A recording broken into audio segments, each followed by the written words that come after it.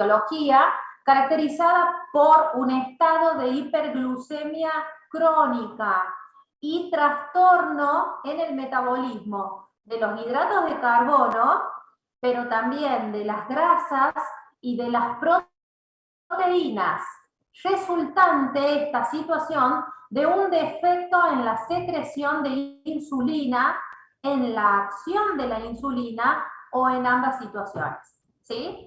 Esta es una definición propuesta por la Organización Mundial de la Salud en el año 1999. Ahora, entonces, hay algo que acá yo les quiero remarcar que ustedes tengan en cuenta, es lo siguiente. La diabetes tiene un trastorno en el metabolismo de los hidratos de carbono, de las grasas y también de las proteínas. ¿Por qué remarco esto? Porque por ahí se confunde o se tiene el concepto erróneo de que solamente tiene que ver con una alteración en el metabolismo de los hidratos de carbono, ¿sí? Y no es así. Sí corresponde a los hidratos de carbono, pero también a las grasas y también a las proteínas. Y otro punto más, fíjense que esta enfermedad se puede desarrollar a partir de una alteración en la secreción de insulina o esta función puede estar preservada y en realidad el trastorno estar en una alteración en la acción de la insulina. O bien se pueden dar en un mismo paciente ambas situaciones. Bien, bueno, esto como para que tengamos una definición de la enfermedad. Ahora, sí es importante que sepamos clasificarla, que sepamos diferenciar los distintos tipos de diabetes. Fíjense que vamos a hablar de una diabetes tipo 1, de una diabetes tipo 2, pero también tienen que tener en cuenta que existen otros tipos específicos de diabetes, como también la diabetes gestacional. A ver, en la práctica clínica, ustedes, o lo que más frecuentemente estamos acostumbrados a ver, tiene que ver con la diabetes tipo 1, la tipo 2 y la diabetes gestacional. Pero yo les traigo esta información para que ustedes tengan en cuenta que si bien son los tres tipos más frecuentes, pero no son los únicos, también existen otros tipos específicos, como por ejemplo el defecto genético a nivel de la célula beta o a nivel de la acción de la insulina, por enfermedad del páncreas exócrino o alguna endocrinopatía o aquellas inducidas por tóxicos o por agentes químicos o una diabetes que se desarrolla posterior a un proceso infeccioso, formas no comunes de diabetes inmunomediadas y otros síndromes genéticos asociados ocasionalmente con diabetes también clasificarían o entrarían dentro de la clasificación de diabetes, ¿sí? Pero bueno, esto es a modo de información. Lo que sí quiero que tengan en cuenta es que en la actualidad hablamos de una diabetes tipo 1, que ya las distintas sociedades nos piden que no hablemos de insulino dependiente, no insulino dependiente. Las distintas sociedades nos piden que hablemos de diabetes tipo 1, tipo 2 o diabetes gestacional. Bien, algo muy importante que nosotros como médicos tenemos que saber llevar adelante en la práctica clínica y es, tenemos que saber cómo diagnosticar diabetes, ¿sí? Eso tiene que estar bien en claro, así que les voy a pedir que si ustedes hay algo que no lo están entendiendo bien, me lo pregunten, que yo se los explico sin ningún problema, pero sí es muy importante que como médicos sepan diagnosticarla a la enfermedad. Y para eso, lo primero que tienen que tener en cuenta es cuál es la glucemia en ayunas normal. Normalmente un ser humano tiene que tener entre 70 y 100, dicen las actualizaciones, ¿sí? Entre 70 y 100. Informes por ahí van a encontrar alguna bibliografía que no esté tan actualizada y que hable de 110, ¿sí? Eso era hace un par de años atrás. Actualmente las sociedades que trabajan en diabetes han llevado una actualización y esto tiene que ver con con el aumento del número poblacional de diabetes, bueno, se ha bajado ese umbral para hablar de una glucemia en ayuna normal, que tiene que ser hasta 100, ¿sí? Bien. Cuando la glucemia en ayunas es igual o mayor a 126, hablamos de diabetes. ¿Sí? Repito, normal es un valor hasta 100. A partir de 126 en adelante, hablamos de diabetes. ¿Y qué pasa con esa brecha que queda entre 100 y 126? Es decir, 100 desde 101 hasta 125. Bueno, esto se conoce como glucemia en ayunas alterada. ¿Sí? Voy de nuevo. Normalmente el valor tiene que ser hasta 100, a partir de 126 en adelante hablamos de diabetes, pero con todos esos valores que quedan entre 100 y 126 van a recibir la denominación de glucemia en ayuna alterada. Bien, por otra parte, otro elemento del cual nos podemos valer para hacer el diagnóstico, aparece esta prueba. Esta prueba se llama, la pueden encontrar así con esta denominación TTGO o PTOG, que quiere decir prueba de tolerancia oral a la glucosa. ¿Sí? Bien, esta prueba, para ser considerada normal, así como consideramos normal a menos de 100 en ayuna, en sangre venosa en ayuna, en esta prueba vamos a considerar un resultado normal cuando este valor sea menos de 140 a las 2 horas. Entonces, ahí hagamos un paréntesis, ¿sí? Les pido acá, apretemos el botón de la pausa y quiero que me escuchen esto otro que les voy a comentar antes. La prueba de tolerancia oral a la glucosa consiste es una prueba que se lleva a cabo dentro del laboratorio, donde el paciente le van a realizar la extracción de sangre venosa en ayunas, a la cual la consideramos como hora cero, ¿sí? Glucemia en ayunas. Y luego va a tomar un agua endulzada con 75 gramos de glucosa. Esa agua endulzada el paciente la bebe tranquilo y posterior a eso se tiene que quedar sentadito en la sala de espera del laboratorio durante 2 horas. Y a las 2 horas se le vuelve a hacer una extracción de sangre venosa. ¿Sí? En eso consiste la prueba de tolerancia oral a la glucosa. A las 2 horas, para ser considerada normal esta prueba y que el paciente le podamos decir que no tiene diagnóstico de diabetes, ese resultado tiene que ser igual o menor a 140.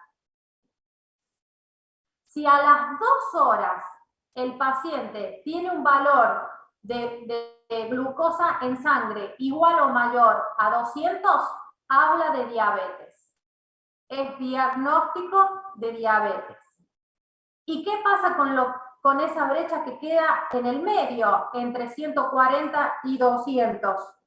Hablaríamos de tolerancia alterada a la glucosa. O lo pueden encontrar también en la bibliografía como intolerancia a los hidratos de carbonos. ¿Sí? ¿Esto está entendido? Sí. Sí, doc. ¿Hay preguntas al respecto? Sí, doctora, una consulta. Bien. A la prueba de tolerancia oral se la hace únicamente si estaría entre el rango entre 100 y 126. Si no, no sería necesaria. Sí, exactamente. Estos pacientes que clasifican como glucemia en ayuna alterada son los que clasificarían para ser evaluados mediante esta prueba. Si un paciente tiene 126 en ayuna, de ninguna manera se le puede realizar esta prueba. Profe, Bien, y doctora, hay gracias. que hacer uno más confirmatorio o uno ya basta? No, uno ya basta. ¿Sí? Disculpe, Doc, no sé si me cortó a mí en la internet, pero en esta parte de glucemia en ayunas, un ejemplo, viene un paciente, yo le sospecho de diabetes y quiero hacer el diagnóstico, yo le saco sangre venosa y si sale entre 110 y 126, donde sería glucemia en ayunas alterada, ahí hago la prueba de tolerancia a la glucosa o yo entendí mal. Es Jazmín la que me está hablando, ¿verdad? Sí, sí, Doc. ¿Podés encender tu cámara? Sí.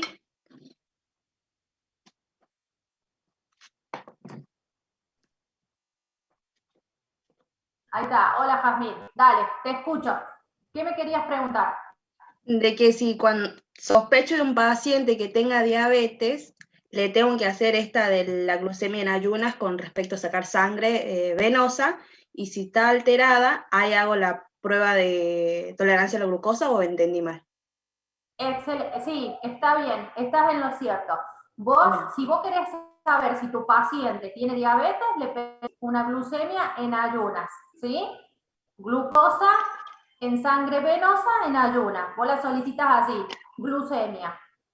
Ahora, si tu paciente tiene, por ejemplo, 114, Bien.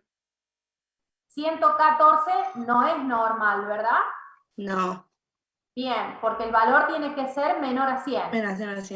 Así, sí.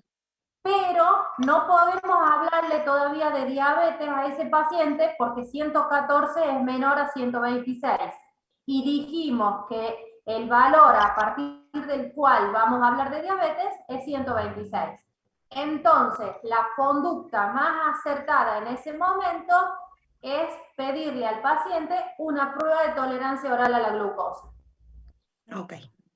O Sí, sea, el perdón. critério para ser el PTGO es que tenga una glucemia en ayuno alterada. Sí, Y acá dijo usted que si salía ya mayor a 126, en lo que sería la glucemia en ayunas, no se puede hacer una prueba de tolerancia a la glucosa, porque ya se confirma con eso es suficiente. sí, porque ya con eso harías diagnóstico y además porque si el paciente ya clasifica como diabetes, hacer que tome un agua endulzada sería contraproducente porque le va a subir mucho más la glucemia y se puede descompensar. Ah, bien, bien. ¿Sí? Listo. Algo que te quería ahí remarcar, Jazmín, era, a ver, ya me olvidé. Ah, no, te quería decir esto, que en el laboratorio al paciente, cuando vaya a que le hagan la prueba de tolerancia oral a la glucosa, fíjate que ahí le tienen que hacer una glucemia en ayuna en hora cero, ¿sí? Que es el tiempo cero que se cuenta. Lo primero que le hacen es una extracción de sangre venosa. Procesan esa sangre y se fijan qué valor tiene. ¿Qué valor Si el tiene? valor sigue siendo mayor a 100 y menor a 126, el bioquímico ya sabe que está habilitado para seguir adelante con la prueba. A veces la prueba se aborta y se dice, no vamos a seguir adelante, ¿por qué? Porque justo ahí en el laboratorio, cuando le hacen la extracción en tiempo cero, le da 126, suponete. No se puede seguir adelante con la prueba. Ah, listo. Y ya confirmamos diabetes, entonces ahí. Y ahí en realidad evaluaríamos bien qué estaría pasando, ¿sí? Pero Bien. sí, 126 ya te habla de diabetes. Ah, bien. Viendo. Esa Bien. era mi duda, gracias. Sí.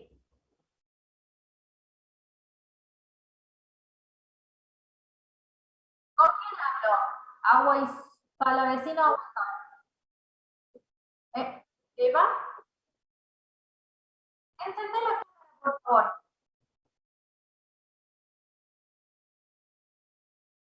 Ah, ya está. Hola. ¿Cómo estás?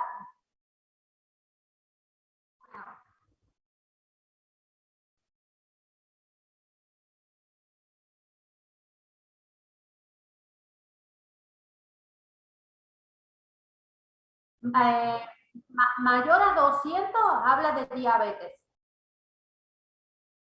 Ahí vos estás mirando la pantalla, ¿verdad? Fíjate ahí donde yo te estoy señalando.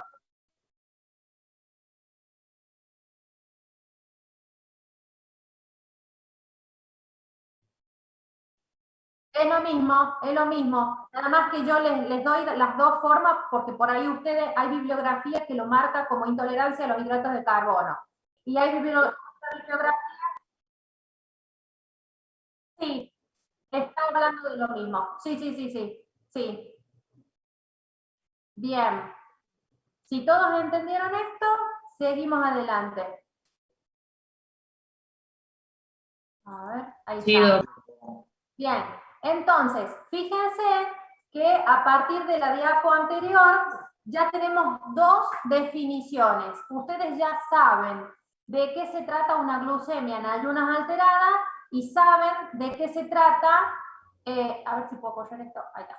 Y ya saben de qué se trata la tolerancia alterada a la glucosa o la intolerancia a los hidratos de carbono. ¿Sí? Estos dos puntos, estos dos conceptos, estas dos definiciones, estos dos cuadros, hablan de un estado que se denomina, miren acá, prediabetes. ¿Sí? La Asociación Americana de Diabetes las denomina como estados de prediabetes. Y ambas son factores de riesgo para desarrollar diabetes, pero también enfermedad cardiovascular. Así que miren qué importante que es que ustedes como médicos puedan determinar si el paciente que los está consultando está en alguno de estos dos puntos, ¿sí? Si está, mejor dicho, en este punto, en prediabetes, a partir de cualquiera de estas dos situaciones.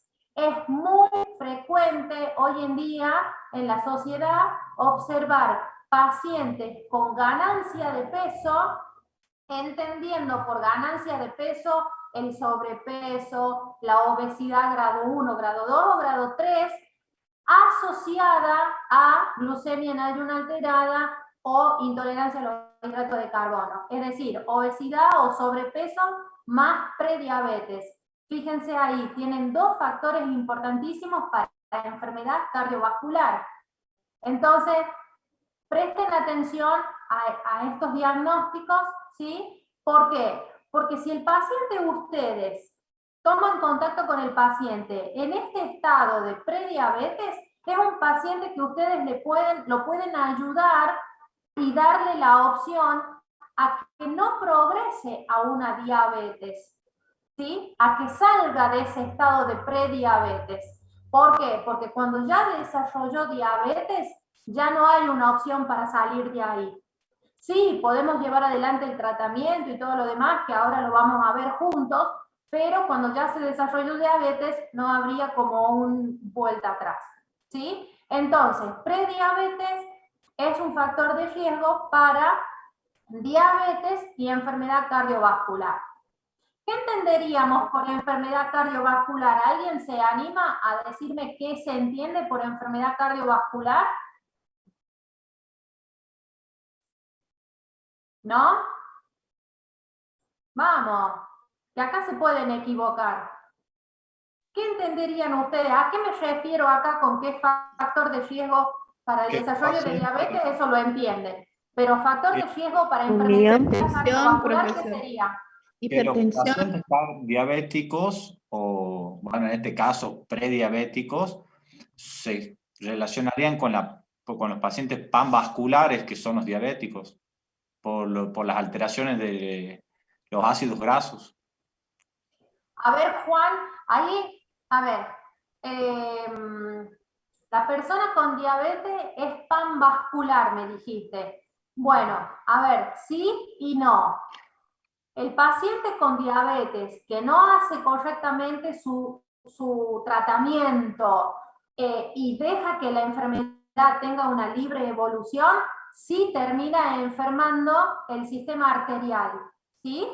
Y ahí se transforma en un paciente con enfermedad vascular periférica, o lo podemos llamar panvascular también cuando ese árbol arterial está afectado en distintos puntos.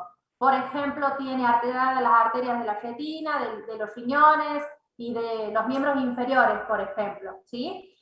Pero ahí quiero corregirte un concepto, Juan. No todos los pacientes que tienen diagnóstico de diabetes son panvascular. Tal vez vos tengas la suerte de tener algún paciente que tenga diagnóstico de diabetes, pero es un paciente absolutamente adherido al tratamiento, disciplinado, con un muy buen control de su diabetes, que no tiene enfermas sus arterias. O sea que ese paciente tiene diabetes, pero no es panvascular. ¿Sí, Juan? Bien, doctora. Bien. Ok, a lo que yo me refiero en este cartel que tienen acá, miren acá, yo les acabo de decir, la prediabetes es un factor de riesgo para desarrollar diabetes, eso se entiende. Ahora, pero también es un factor de riesgo para enfermedad cardiovascular. Y ahora mi pregunta hacia ustedes es, ¿qué enfermedad cardiovascular? Hipertensión arterial. Sí. A ver, ¿quién da más? ¿Nada más? La aterosclerosis. Las sensible ya, profe. Macro y microangiopatías. Las micro y macroangiopatías. A ver, acá alcanzo a leer que Mercedes me dijo Jan. ¿Puede ser, Mercedes? No, profe, yo había dicho de las microangiopatías y las macroangiopatías dada por las placas de ateromas que se pueden producir, digamos, ya en un diabético avanzado, Bien, sin a ver, control sí, descompensado. por ahí va. Ese tema, Mercedes, lo vamos a ver bien en el capítulo cuando dicen el programa Complicaciones de la Diabetes. Pero sí, estás como orientada. A ver. El YAM. Bien, bien, sí. Que entra dentro de las macrovasculares, Mercedes, ¿sí? ¿Sí? Bueno. Sí, sí. Bien, perfecto. Quédense tranquilos porque este es el principio, van a tener varias clases justamente porque es amplio este tema y hay una clase que vamos a hablar de complicaciones. Eva, me dijiste algo de síndrome coronario. Sí, sí, el YAM es una de las enfermedades cardiovasculares y el accidente cerebrovascular es la otra.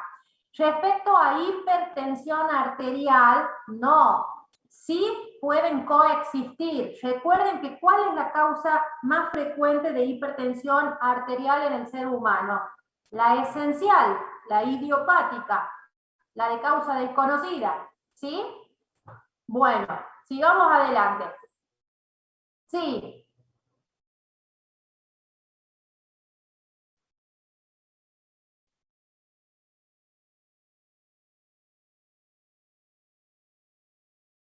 Bien, primero que sería oportuno hacer un control de los hábitos de ese paciente, porque hay un desorden en ese paciente que lo llevó a este cuadro de prediabetes, ¿sí?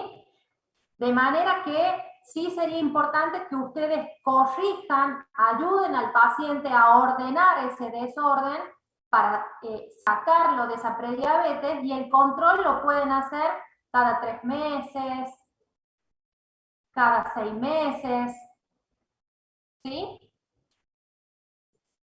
Bien. Perfecto. Continuemos. Fíjense acá. Lo que dijimos recién, la glucemia en ayuno alterada o la intolerancia a los hidratos de carbono, estos dos grupos poblacionales donde la glucemia, los niveles de glucemia no cumple aún con criterios de diabetes, pero tampoco pueden ser considerados normales, ¿sí? Es decir, esto es prediabetes. Esto es un poco para ampliarles la diapositiva anterior, para que ustedes puedan comprender este tema esta palabra prediabetes, ¿sí? Esta prediabetes en referencia al alto riesgo de desarrollar diabetes en el futuro. Eso es algo que el paciente tiene que entender y somos nosotros los médicos los responsables de darle la información al paciente. El paciente tiene que saber qué quiere decir prediabetes y cuál es el riesgo de que continúe en ese escenario parado y no salga de ahí, ¿sí? El riesgo es de que avance, de que progrese hacia una diabetes. ¿En cuánto tiempo? No le podemos decir eso, ¿sí? Eso tan solo Dios los tiempos en medicina solamente Dios los conoce. Nosotros podemos hablar como médicos de probabilidades. Mire, señor, usted está en un estado de prediabetes. Si usted sigue en este punto y no cambia su estilo de vida, lo más probable es que progrese a una diabetes. ¿Sí? Hasta ahí podemos nosotros como médicos hablar. ¿Cuándo? Y no lo sabemos. Bien, sigamos. Actualmente se considera dentro de la categoría de prediabetes también a un tercer grupo. Fíjense, aquellos que presentan una hemoglobina, esto que ven acá, esta HbA1c quiere decir hemoglobina glicosilada, ¿sí? Los que presentan niveles de hemoglobina glicosilada entre 5.7 y 6.4. Hoy en día ya hay algunas actualizaciones que hablan que este 5.7 ya no, ya estaría en 5.3, ¿sí? Pero bueno, lo que yo quiero que ustedes tengan como concepto, que además de la glucemia alterada en ayunas, además de la intolerancia a los hidratos de carbono, hay un tercer grupo que se suma al estado de prediabetes, que serían aquellos que tengan una hemoglobina glicosilada entre 5.7 y 6.4.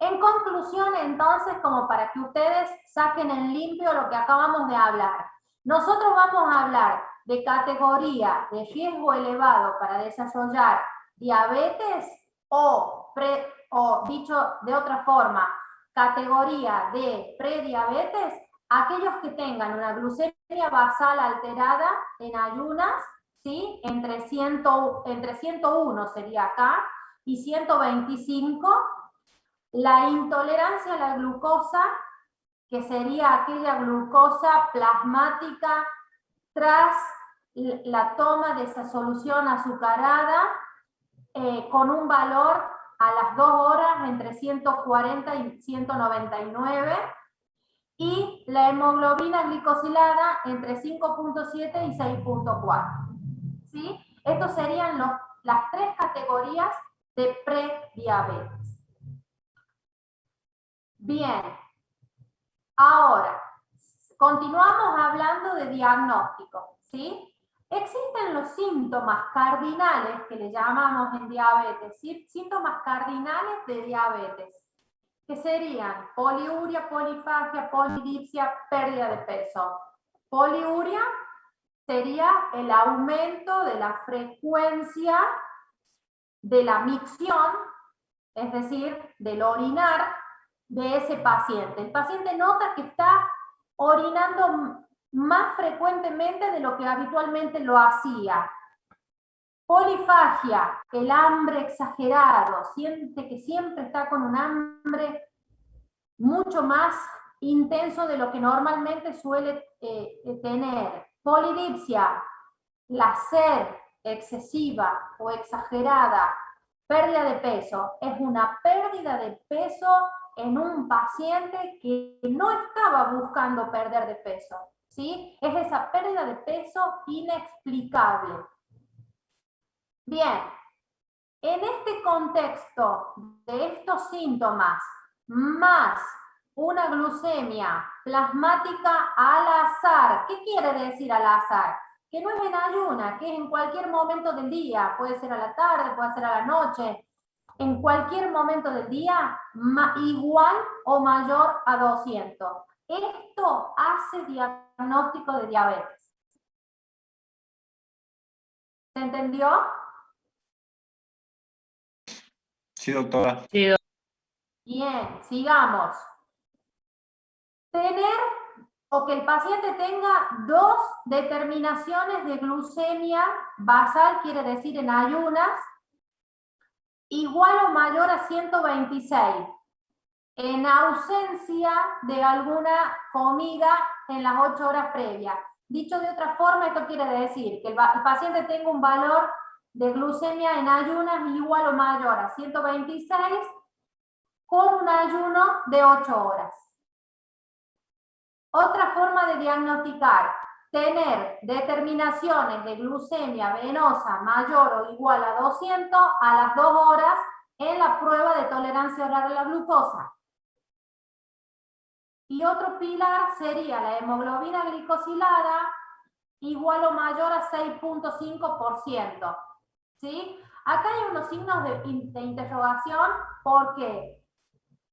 Porque este punto suele estar discutido en algunas sociedades científicas, que la toman o que no la toman. Yo se las traigo y se las presento porque la tienen que saber, pero seguramente si un paciente tiene esta hemoglobina glicosilada, tiene una glucemia en ayuno alterada o tiene una glucemia en ayuno mayor a 126, va en concordancia con algo más, ¿sí? Pero sí tengan en cuenta la hemoglobina glicosilada. Y además, esto tiene que estar hecha en un laboratorio que sea confiable. La hemoglobina glicosilada, para ser confiable, tiene que haber sido procesada o determinada a partir de un método estandarizado, unas normas que tiene que cumplir el laboratorio, ¿sí? Que sea confiable. Bien, entonces, si yo les digo a ustedes cómo hacen el diagnóstico de diabetes, acá está la respuesta.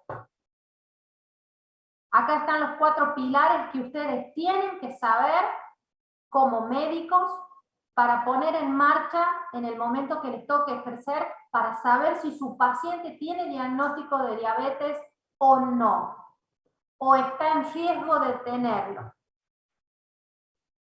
Bien, vamos a ampliar un poquito respecto a lo que tiene que ver con la hemoglobina glicosilada, ¿sí? La hemoglobina glicosilada, fíjense, se la pueden encontrar así, bajo esta denominación, o de esta forma, es lo mismo, ¿sí? Y fíjense acá, refleja el promedio de los niveles de glucosa dentro de un periodo de 2 a 3 meses. Y ahora vamos a ver por qué. Fíjense acá, los niveles de azúcar en sangre van variando a lo largo del día. Un paciente se levanta con un ser humano, cualquiera de nosotros. Nosotros nos levantamos con un valor de glucemia o de glucosa en sangre y no nos vamos a dormir con la misma, ¿sí? Minuto a minuto, a medida que vamos transitando el día, vamos teniendo distintas determinaciones de azúcar en sangre. Fíjense, acá yo les traje un gráfico, fíjense, nuestra glucemia va variando, tiene un sentido ondulante, porque tiene que ver con que si comemos, si no comemos, si somos de suspender comidas, tiene que ver con qué comemos, cuánto comemos, tiene que ver también con las emociones con las cuales vamos transitando el día, tiene que ver también con el descanso nocturno, tiene que ver con la personalidad, hay muchos factores dentro de un ser humano que tienen relación directa o que tienen efecto directo sobre los valores de azúcar en sangre. Bien, de manera que imagínense que es imposible estarle sacando sangre a un paciente varias veces al día como para ver cómo es su perfil glucémico. Entonces aparece la hemoglobina glicosilada. Con la determinación de la hemoglobina glicosilada, nosotros como médicos podemos conocer un promedio de los valores de la glucemia de nuestro paciente en los últimos 2 a 3 meses aproximadamente.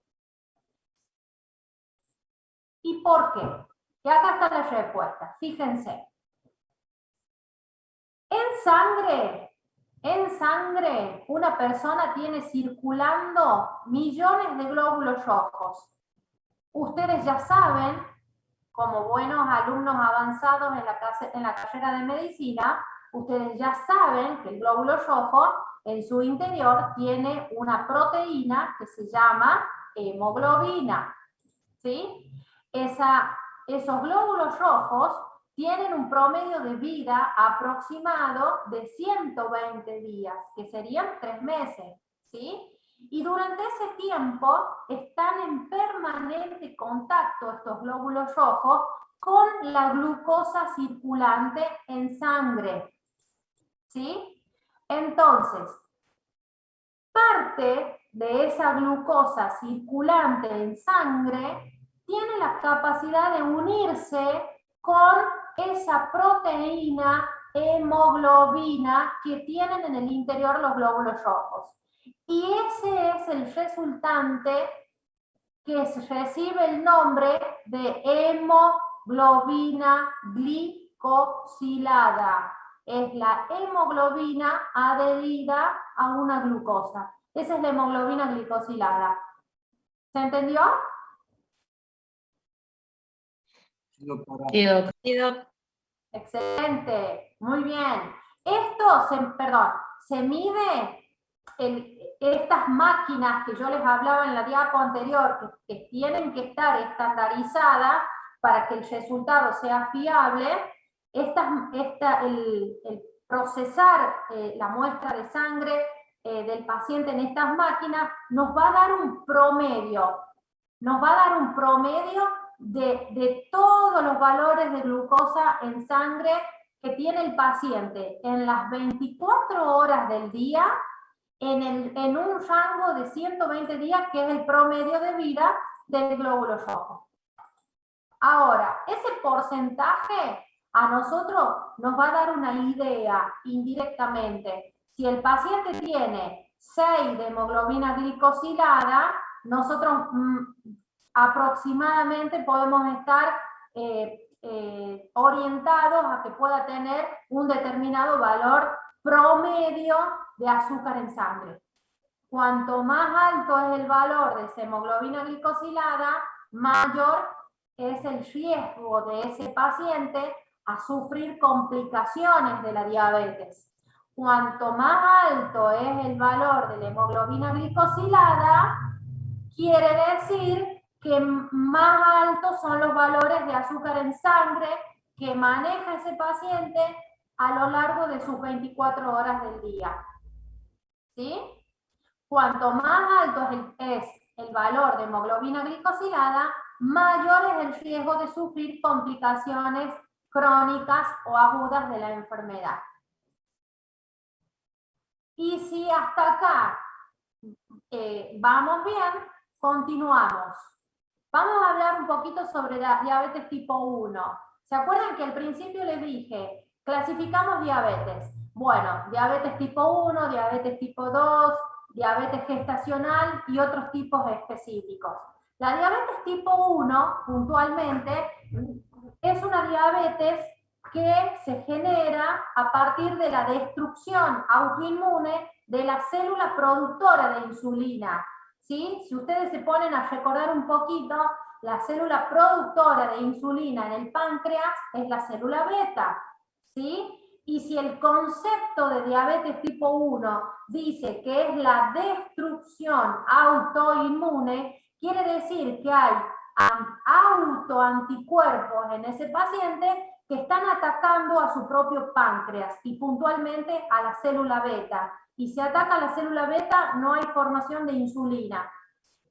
Este tipo de diabetes es más frecuente en los chicos, por lo general entre 8 y 12 años de vida.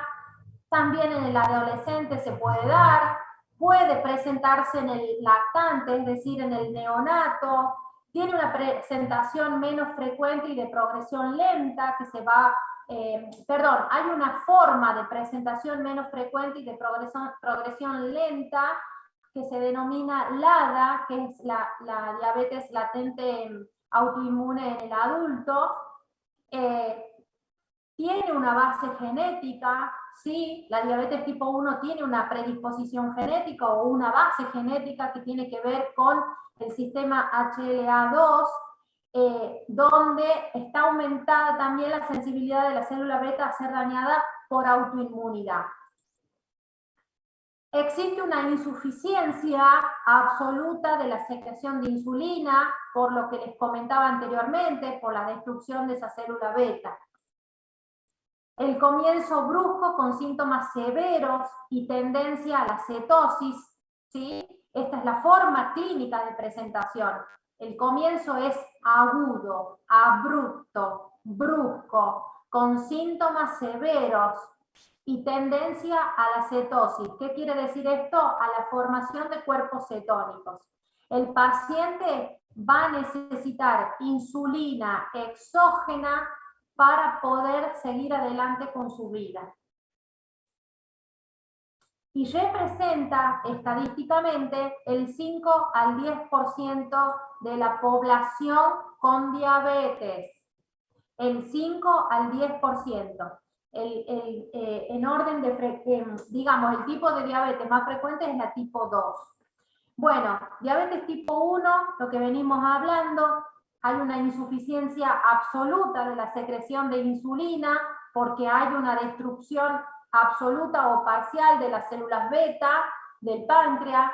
Los pacientes necesitan insulina exógena para poder mantener su vida y, como dijimos anteriormente, se hace más frecuente la presentación en los chicos entre 8 y 12 años, pero también en el adolescente. Bueno, fíjense acá. Esta diapo me gustaba presentárselas porque les muestra o les compara dentro de una misma diapositiva las dos situaciones. Primero miremos acá arriba, fíjense, acá donde dice metabolismo normal. ¿Qué sucede normalmente cuando una persona come? Cuando la persona come, comienza el proceso de digestión, ¿sí? De digestión y de absorción a nivel intestinal de los nutrientes. A medida que se van absorbiendo los nutrientes hacia la sangre, ¿sí? Entre ellos, algunos dentro de su proceso de digestión van a terminar dando como resultado glucosa, ¿sí? Esto que está graficado acá como un círculo celeste son glucosas. Fíjense cómo empieza a circular mayor cantidad de glucosa en el torrente sanguíneo. Pero fíjense cómo al mismo tiempo el páncreas de esa persona se activa y comienza a liberar insulina, ¿sí? Entonces comienza a haber un mayor nivel de insulina en sangre al mismo momento. Insulina que va a interactuar con su receptor a nivel de las distintas células, de los distintos tejidos, permitiendo el ingreso de la glucosa a la célula. ¿Sí? Glucosa que luego va a ser utilizada principalmente para energía de esa célula. Esto que está acá arriba, ¿lo pueden comprender? ¿Sí? ¿Se entiende esto? Sí, doctora. Bien, si logramos visualizar bien esto, entonces estamos en condiciones de ver acá en la parte inferior de la diapositiva. Fíjense, acá donde dice metabolismo alterado. Vamos a hablar del mismo proceso. Fíjense, la persona come, se inicia el proceso de la digestión, empieza a haber una mayor absorción de glucosa desde el intestino, de los distintos nutrientes, que en el metabolismo termina dando como producto final una glucosa en sangre, hay una mayor concentración de glucosa en el torrente circulatorio, y este páncreas del paciente, por algún motivo, puede ser porque tiene una diabetes tipo 1 y sus células beta fueron atacadas, no hay producción de insulina. Entonces, fíjense, hay glucosa, no hay insulina. Al no haber insulina en sangre, no hay quien interactúe con la célula, con el receptor, por lo tanto la glucosa no puede ingresar al interior de la célula. ¿Sí? Diabetes. Otra opción, este sería el caso de un paciente con diabetes tipo 1, que es lo que veníamos hablando en las diapositivas anteriores. Ahora, ¿qué pasa en la diabetes tipo 2? En la diabetes tipo 2 hay producción de insulina, pero esa insulina puede ser que esté siendo producida en menor cantidad o bien puede estar siendo producida en una cantidad normal, pero por algún motivo esa insulina no puede interactuar con su receptor. Por lo tanto, el paciente no puede, se queda con un valor de glucosa en sangre alto, la glucosa no puede ingresar al interior de la célula. Esto sería un ejemplo de diabetes tipo 1 y este es la explicación fisiopatológica de la diabetes tipo 2. ¿Sí? Sí, doctora. ¿Alguien tiene dudas sobre esto? No, profe, hasta ahora, claro. Perfecto. Bien, sigamos entonces. Bien, lo que hablábamos recién, la fisiopatología. La diabetes tipo 1 tiene una base fisiopatológica autoinmune con destrucción de las células beta justamente por autoinmunidad. Hay susceptibilidad genética que está determinada por el sistema HLA. Hay un aumento de la sensibilidad de la célula beta a ser dañada por autoanticuerpos, dijimos. Bien, ahora, ¿cuáles son esos autoanticuerpos? Acá están, fíjense. Acá están los nombres de cada uno de esos autoanticuerpos. Pueden ser anticuerpos contra la célula pancreática, pueden ser anticuerpos contra la propia insulina, pueden ser anticuerpos contra el glutámico decarboxilasa, que es una enzima, o pueden ser anticuerpos contra la tirosina fosfatasa. ¿Sí? El 85 al 90% de los casos están presentes al momento del diagnóstico estos autoanticuerpos. Pero cuidado, porque también estos autoanticuerpos pueden estar presentes en otras enfermedades autoinmunes, como por ejemplo la enfermedad de Graves, la tiroiditis de Hashimoto, Addison, vitiligo, anemia perniciosa. ¿Sí? Por eso, en la práctica clínica, nosotros siempre decimos, bueno, tenemos un paciente con diabetes tipo 1, donde la base fisiopatológica es la producción de autoanticuerpos, también probablemente este paciente tenga coexistente otra patología autoinmune, ¿sí? Tal vez tenga también vitiligo, ¿sí? O alguna tiroiditis. Bueno, eso por un lado respecto a la postura fisiopatológica autoinmune. Pero también fíjense acá, muchas veces la diabetes tipo 1 no tiene evidencia de autoinmunidad y en ese caso hablamos de una base fisiopatológica idiopática. Siguiendo la historia natural, podríamos decir nosotros que hay 4 periodos respecto a la progresión en el diagnóstico de la diabetes. El periodo de inicio, de comienzo, el paciente tiene un buen estado general, tiene un peso normal o levemente disminuido. En el interrogatorio el paciente ya puede estar hablando de algunos síntomas cardinales de diabetes, como que orina frecuentemente o como que está notando que tiene excesiva sed.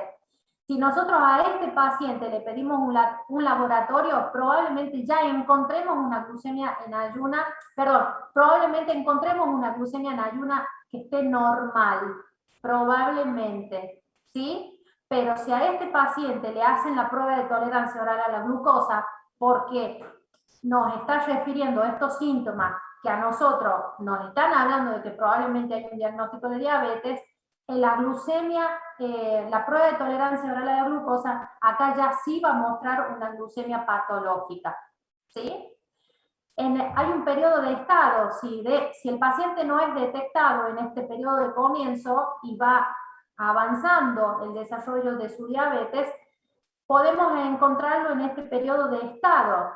En este periodo de estado ya el paciente suele tener un regular estado general, ya no es tan en buen estado general. Suele estar decaído, adelgazado, asténico. Acá puede haber una marcada pérdida de peso con deshidratación.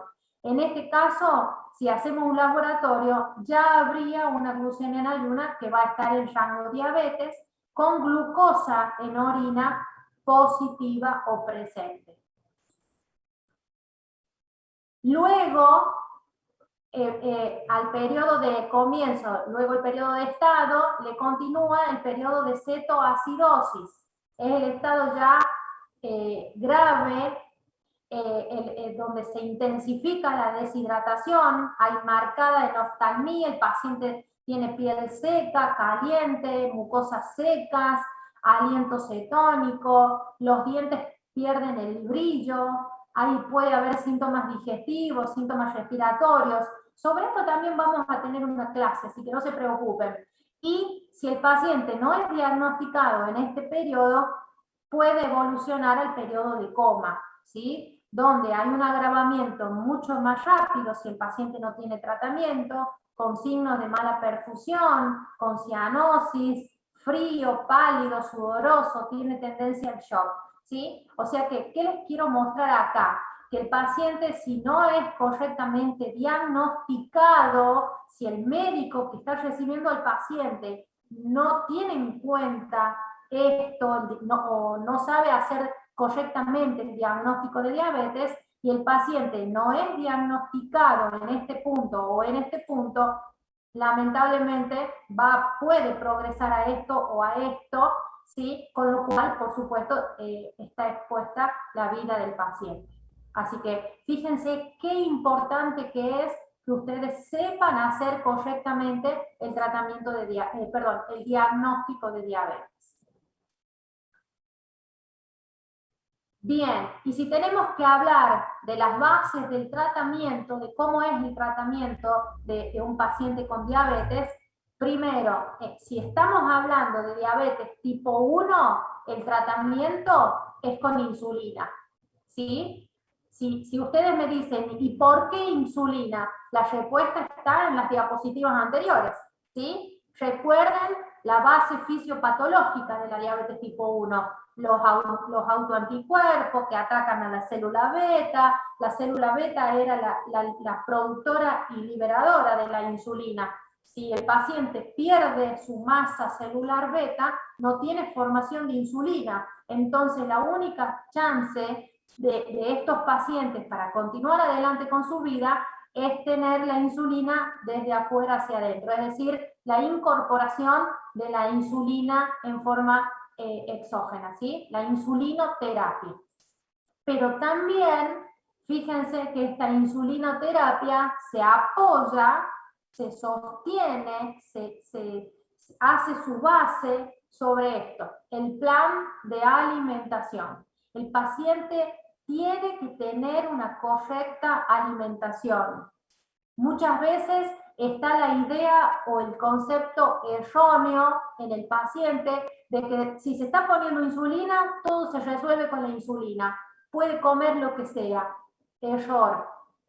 Incorrecto. Eso no es así. El paciente tiene que tener una alimentación adecuada.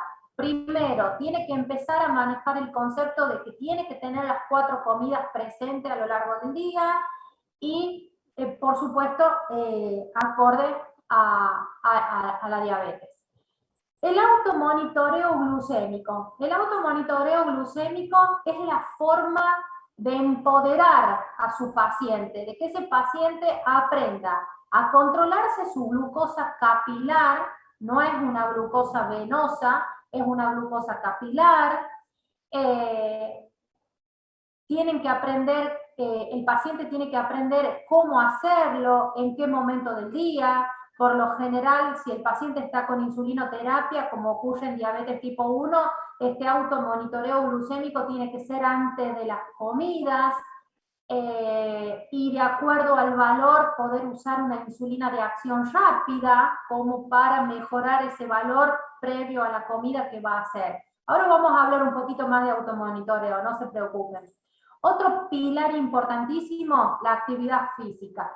La actividad física. Si ustedes se ponen a pensar en la diapositiva anterior, donde yo les muestro el metabolismo normal y el metabolismo alterado, ahí ustedes van a entender que un paciente, ¿sí?, necesita, si bien tener una ingesta que lo mantenga nutricionalmente fuerte, pero también esa ingesta, que por supuesto le va a aumentar un poquito la glucosa y va a estar ayudada con la insulina, pero esa glucosa tiene que entrar a la célula, tiene que dar energía, y esa energía tiene que estar consumida, digamos, a través de una actividad física. Es importantísima la actividad física en el paciente con diabetes, no solo porque ayuda a tener un rango de valores de azúcar en sangre, un rango normal, un rango que no sea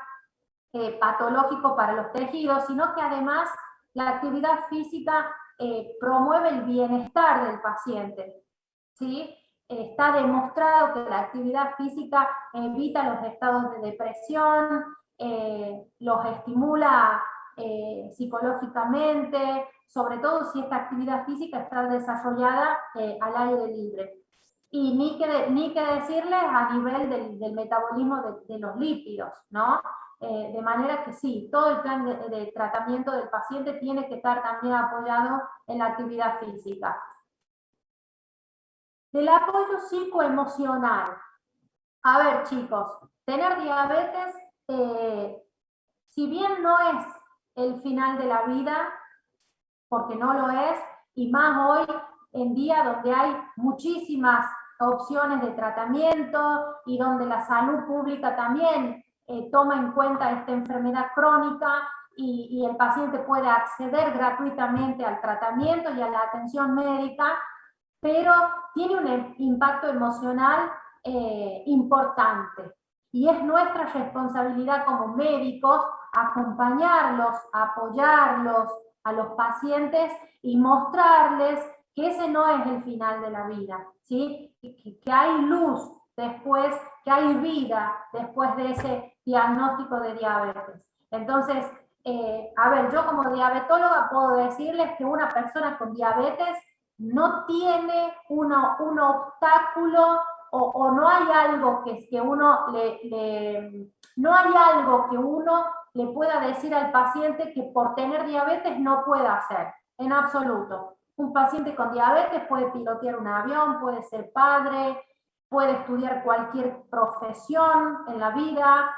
Lo único que ese paciente debe tener controlada su diabetes. A ver, cuando yo les digo un paciente con diabetes no tiene un obstáculo, me estoy refiriendo a aquel paciente con diabetes que elige hacer el tratamiento, ¿sí? Que elige no dejar que la enfermedad tome su libre curso, ¿sí? A eso me refiero.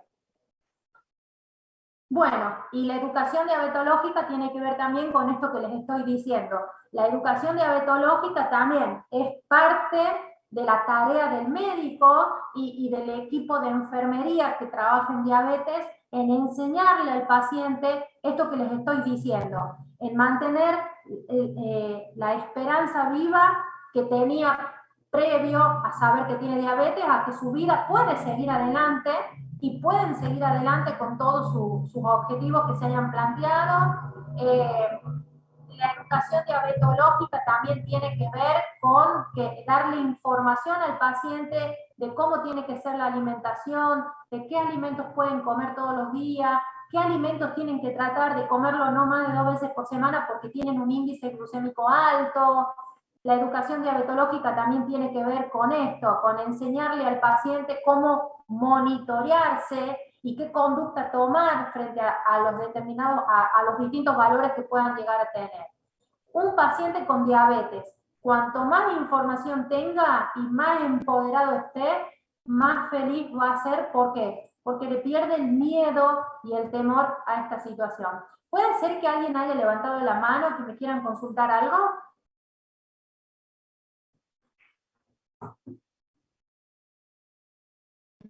¿No? Ok, doctora. ¿Sí? ¿O no? Bueno. Ok, no, doctora. No, doc. Ah, bueno, me avisan. Bueno, seguimos adelante. Habíamos dicho esto, insulinoterapia. Bien, ¿y cuáles son las distintas insulinas? Según el tipo de duración de acción, vamos a hablar de insulinas de acción ultra rápida o análogos de insulina, insulinas de acción rápida o corriente regular o cristalina, insulinas de acción intermedia como es la NPH, insulinas de acción prolongada o análogos de insulina también, ¿sí? Entonces, las insulinas se clasifican según la duración de su acción. Acá, por ejemplo, tenemos las insulinas, los análogos rápidos, ¿sí? O ultra rápidas. Estas son algunas de las insulinas que están en el mercado actualmente. La insulina aspártica, la glulicina y la Lispro, que es una insulina que no es algo que usemos mucho en la práctica clínica, pero existe, la tienen que conocer. Estas insulinas de análogos rápidos tienen un tiempo de acción que inicia a los 10 minutos, hacen un pico por lo general a los 30 minutos, pero que puede ir entre los 30 y los 50 minutos, y tienen una duración total de acción de 4 horas, ¿sí? Entonces el paciente se la coloca, tienen un pico de acción a los 30 minutos y a las 4 horas ya terminó la acción de esa insulina. Por otro lado, la insulina corriente. Esta insulina tiene una presentación en frasco ampolla. Para poder administrársela al paciente tiene que ser a partir de esta jeringa de tuberculina con agujitas subcutáneas, ¿sí? La vía es subcutánea, pero también puede llegar a ser endovenosa.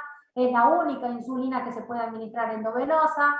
Es la insulina de elección cuando el paciente está cursando una cetoacidosis y tiene un inicio de acción a los 30 minutos de haber sido colocada. Este tipo de insulina hoy en día en la práctica clínica es utilizada en los centros de internación, es decir, en los hospitales, en las clínicas, cuando manejamos al paciente con diabetes en internación. Por lo general, hoy en día, tratamos de manejarnos con este método, lapiceras, FlexPen. ¿Por qué? Porque tienen una forma de carga. Si ustedes acá en la parte inferior se fijan, donde yo estoy marcando, este tipo de lapiceras tiene un contador de unidades, que es como una ruedita que va girando y el paciente va cargando de uno a uno las unidades que se tiene que poner.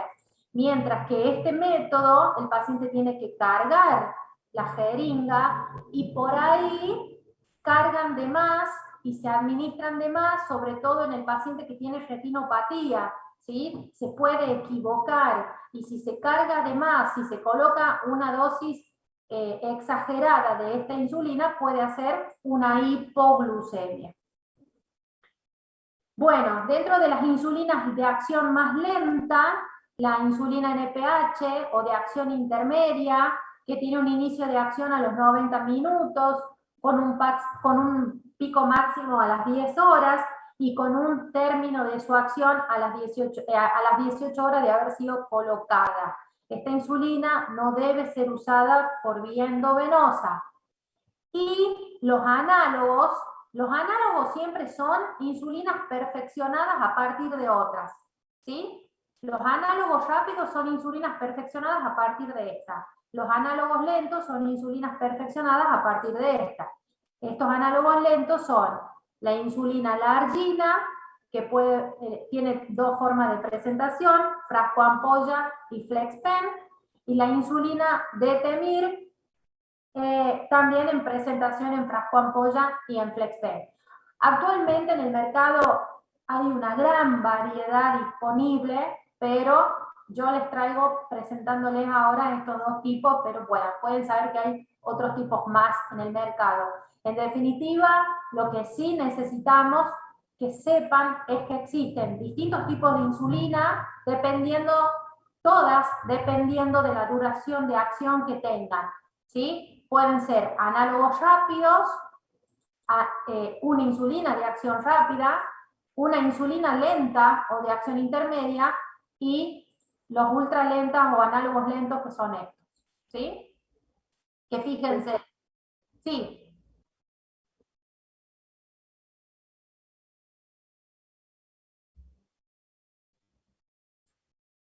Siempre hay que evaluar el caso, ¿sí? A ver, la bomba de insulina es buena, le da otra calidad de vida al paciente, pero el paciente tiene que tener la buena predisposición de aprender cómo es el manejo de esa insulina, porque esa bomba la va a manejar el paciente.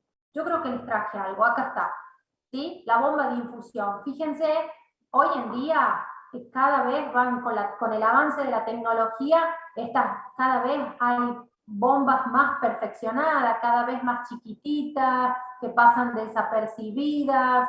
El tema es que este tipo de dispositivos utilizan una insulina de acción rápida, el paciente puede ir programando los bolos de infusión de esa insulina. El bolo de insulina, fíjense, pasa por acá así, hasta ingresar en vía subcutánea. dependiendo de lo que consume. El paciente tiene que aprender a hacer un conteo de hidratos de carbono para saber qué cantidad de insulina va a necesitar colocarse. ¿Sí?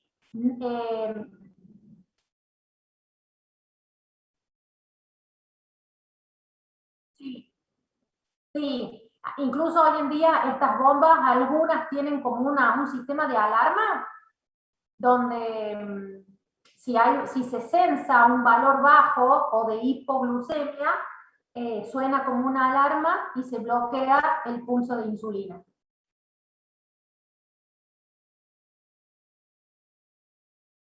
Esperen que me parece que ahí está.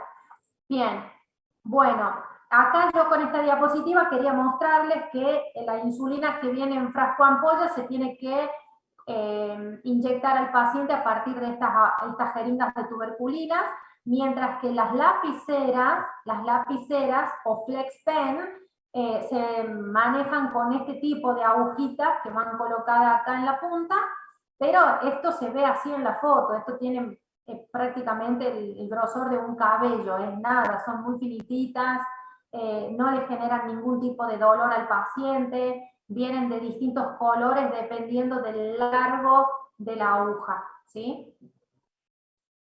Bueno, esto de la bomba de infusión que ya hablamos, y sí tienen que saber que las insulinas se deben conservar en la puerta de la heladera, nunca adentro de la heladera, es decir, en la parte interior de la heladera ni en el freezer, sí en la puerta, en el interior de la puerta de la heladera. Por lo general, la dosis de inicio puede ser 0.3 a 0.5 unidades según el peso del paciente por día, hasta 1 unidad por kilogramo por día, ¿sí? Esta dosis se puede aplicar en 1, en 2 o hasta 3 veces durante el día en el paciente. El modo de aplicación puede ser haciendo un pellizco, ¿sí? Haciendo esto, un pellizco, y luego se inyecta en forma subcutánea la insulina. Estos son los puntos de inyección de la insulina. Por lo general recomendamos los brazos y recomendamos la zona del abdomen en el sentido de las agujas del reloj alrededor del ombligo. Se puede inyectar en las piernas, pero no es muy recomendable, dado que al caminar aumenta la circulación en estos músculos y va a absorberse de forma más rápida la insulina colocada, ¿sí? Pero bueno, por lo general les aconsejamos a los pacientes que lo hagan en esta zona. Esta zona también está permitida, pero es más difícil para que el paciente se la coloque solo. Esto es lo que hablábamos anteriormente del automonitoreo glucémico, consiste en hacer un pinchacito a través de una lanceta, esto que ven acá que se parece a una lapicera, se llama dígito punzor. Este dígito punzor tiene adentro lancetas, esas lancetas son unas agujitas muy finitas, con esas lancetas se pincha el paciente, sobre todo acá los costaditos del dedo, buscando obtener una gota de sangre, con lo cual va esa gota a interactuar con un extremo de la tira que va a estar colocada en este dispositivo que se llama glucómetro, y luego le va a dar un valor al paciente. ¿En qué momento? Por lo general le aconsejamos que lo haga antes de las comidas, ¿sí? Antes del desayuno, almuerzo, merienda y cena, donde lo correcto sería que el paciente tenga un valor igual o menor a 130. O otra opción es que el paciente se controle posterior a las comidas, y si elige esta opción, lo aconsejable es que lo haga 2 horas posteriores a las comidas. Nunca inmediatamente después de haber comido, porque lógicamente le va a dar alto, ¿sí? Y la explicación de eso está en la diapositiva que les mostré cuando les comparo el metabolismo normal con el metabolismo alterado. Entonces, si el paciente se quiere controlar después de una comida, por su rutina laboral o por lo que fuese, siempre aconsejarle que sea 2 horas después de esa comida. Y en ese caso vamos a hablar de que el paciente cumple con el objetivo glucémico cuando tenga un valor igual o menor a 180. Por supuesto, siempre tiene que haber cambios en el estilo de vida.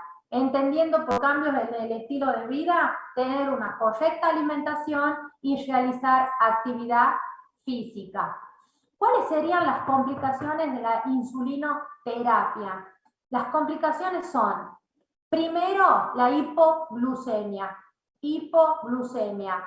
Hablamos de hipoglucemia cuando el paciente tiene un valor menor a 70, ¿sí? 69 hacia abajo. 70 no es hipoglucemia. 70 es el valor inferior normal.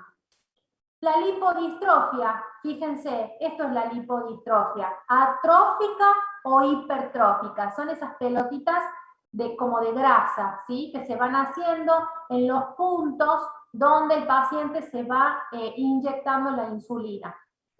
La alergia es raro, no es frecuente, ¿sí? Y la insulinoresistencia, es decir, que no esté respondiendo a las insulinas que se está colocando. Bueno, efecto Somogy y fenómeno ALBA. A ver, si el paciente se coloca una dosis excesiva de insulina, podría llevarlo a él a una hipoglucemia. Ante una hipoglucemia se van a poner en marcha distintos mecanismos que van a hacer que se libere glucosa al torrente sanguíneo. ¿Desde dónde? Desde lugares que son depósitos de glucosa en nuestro cuerpo, ¿sí? El principal depósito de glucosa en nuestro cuerpo es el hígado, que la almacena en forma de glucógeno, ¿sí? Por lo general, en mayor cantidad libera esa glucosa. Después de una hipoglucemia se ponen en marcha estos mecanismos desde los depósitos, pero esa liberación, por lo general, es en mayor cantidad a la necesaria, lo cual va a determinar una hiperglucemia. Esto es lo que se conoce como efecto Somogy. Es un paciente que se inyecta la insulina. Si se inyecta una dosis que no es adecuada para él, va a generar un estado de hipoglucemia, se ponen en marcha los mecanismos compensadores, se libera glucosa desde los depósitos de almacenamiento de glucosa, pero que no lo hacen en la medida justa, entonces el paciente termina teniendo una hiperglucemia. Este es el efecto Somogy, una hipoglucemia en la madrugada que determina una hiperglucemia matinal. Y el fenómeno ALBA es una hiperglucemia en la mañana no secundaria a la insulinoterapia, es decir, que no sería por efecto Somogy. O bien es una hiperglucemia mantenida durante toda la noche por déficit de insulina. Esto se debe, este es el fenómeno ALBA, esto se debería a un aumento en la secreción de la hormona de crecimiento. La hormona de crecimiento disminuye el uso de azúcar, el uso de glucosa por los tejidos, porque tiene un efecto antiinsulina, la hormona del crecimiento, ¿sí? Ustedes saben que durante la noche se libera la hormona del crecimiento, entonces durante la noche elevaría la glucemia, ¿sí? Por lo general a partir de las 5 de la mañana. Este sería el fenómeno ALBA. Muy bien, y hasta acá llegamos.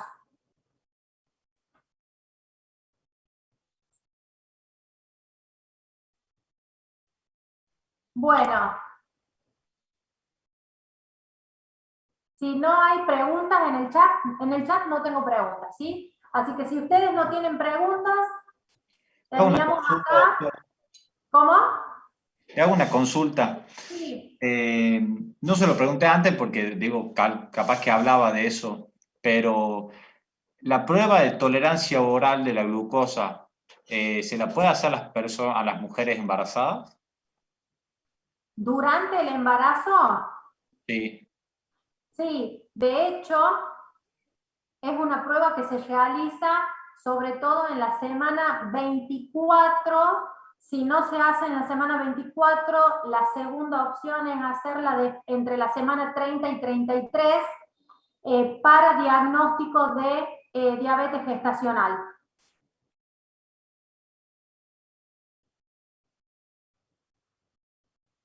¿Sí? Bueno, doctora, muchas gracias.